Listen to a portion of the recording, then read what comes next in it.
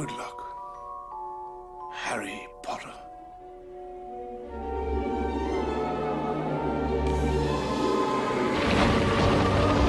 Il y a 17 ans, le petit Harry Potter découvrait avec les spectateurs le monde magique de J.K. Rowling au cinéma. Et forcé de constater que le spectacle avait plu.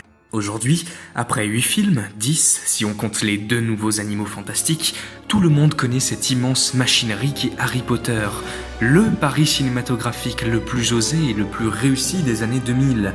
10 ans, 8 blockbusters de 2h30, une génération entière d'acteurs, des dizaines de décors, des milliers de figurants, 4 réalisateurs, 4 compositeurs. C'était tout ça les rouages d'Harry Potter, chaque engrenage était important et a marqué à sa façon.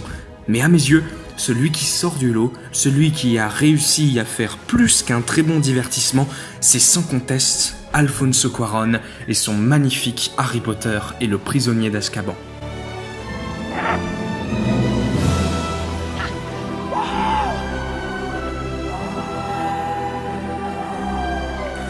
Après la sortie du 2e opus, La Chambre des Secrets, le réalisateur Chris Columbus décide de se retirer pour des raisons personnelles. C'est donc l'occasion pour le studio de chercher un cinéaste qui saura s'affranchir de la tonalité gentillette et franchement un peu plate des 2 premiers volets, pour mieux la réinventer, dynamiter les codes précédemment installés.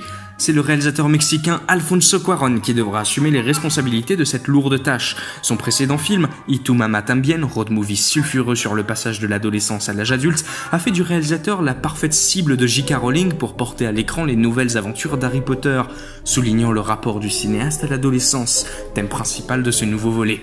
Exit les petites enquêtes d'Harry, Ron et Hermione, et place au cinéma. C'est en effet la première chose qui frappe lorsque l'on regarde Harry Potter et le prisonnier d'Azkaban. C'est un film d'Alfonso Cuarón autant que c'est un film Harry Potter. Le long métrage arrive à s'inscrire parfaitement dans la saga tout en ayant une identité propre. Il dénote donc les 2 premiers films en jouant la carte de la maturité, ce qui sera par la suite la ligne directrice de la saga. Plus les héros grandiront, plus les films seront matures et sombres. Le long métrage opère donc une transition, un adieu à l'enfance et à tout ce qui touche au merveilleux pour se concentrer sur les tourments de l'adolescence. Cette transition s'opère autant dans le film lui-même qu'au sein de la saga. En effet, Harry Potter 3 sonne comme une pause dans le récit global, ce qui lui permettra de se focaliser sur les personnages, leurs dilemmes et évolutions. Cette évolution est d'ailleurs la première chose évoquée par Cuarón dans le film lors de la scène d'introduction.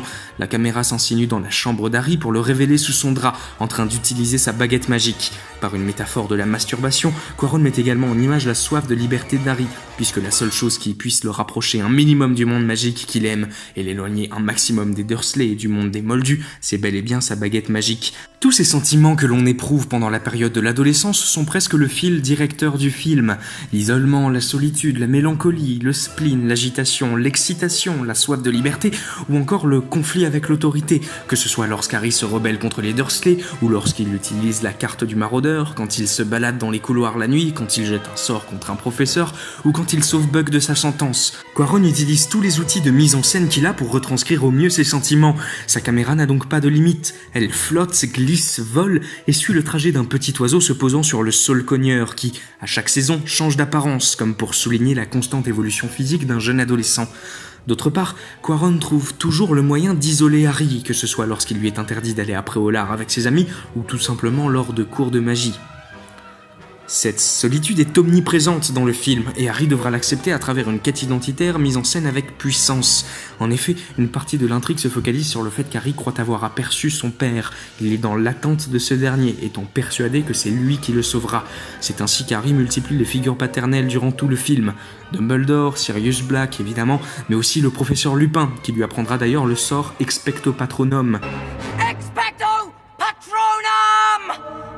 Qui, en latin, se rapproche très fortement de « j'attends le père ». Notons également qu'Harry utilise ce sort face aux détraqueurs, aspirant tous les souvenirs heureux d'une personne, et que le seul souvenir assez puissant qu'Harry ait en mémoire pour repousser ces créatures concerne son père et sa mère. Cependant, cette envie qu'a Harry de retrouver le père se révèle n'être évidemment qu'une chimère. Il ne l'a pas sauvé. L'ultime épreuve d'Harry lors du somptueux climax du film est d'accepter que son père ne viendra pas, que la seule personne capable de le sauver, c'est lui-même, et que c'est seulement de cette façon qu'il pourra grandir et aller de l'avant. Harry, listen to me. No one's coming.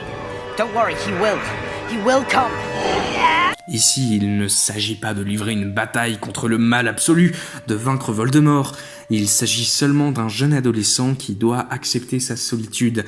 Le film n'est cependant pas si pessimiste que cela. Harry retrouve et sauve tout de même son parrain qui, même s'il doit s'en aller, restera toujours dans le cœur d'Harry.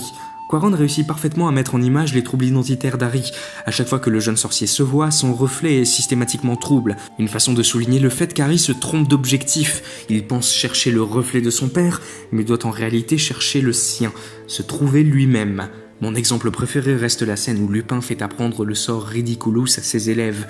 La caméra passe à travers un miroir en un seul magnifique plan séquence, et l'image est donc inversée tout le long de la scène.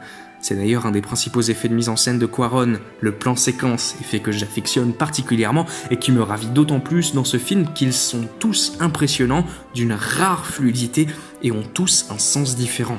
Il me semble également important de dire que le maestro John Williams s'initie non seulement la meilleure musique des films Harry Potter, mais une de ses meilleures compositions tout court, et donc une de mes bandes originales préférées de l'histoire du cinéma. Rien que ça. C'est tout ça Harry Potter et le prisonnier d'Azkaban. C'est autant la triste quête identitaire d'un adolescent que l'histoire d'un cinéaste qui a su s'imposer à la plus grosse machinerie des années 2000. Lui, son style, ses thématiques et sa vision. C'est pour toutes ces raisons que j'ai décidé d'attribuer un 18,5 sur 20 à ce film. Bon, promis, la prochaine fois, ça ne sera pas la même note. J'espère que la vidéo vous aura plu. Si vous voulez nous donner votre avis dans les commentaires, on sera ravis de les lire. Et à la prochaine!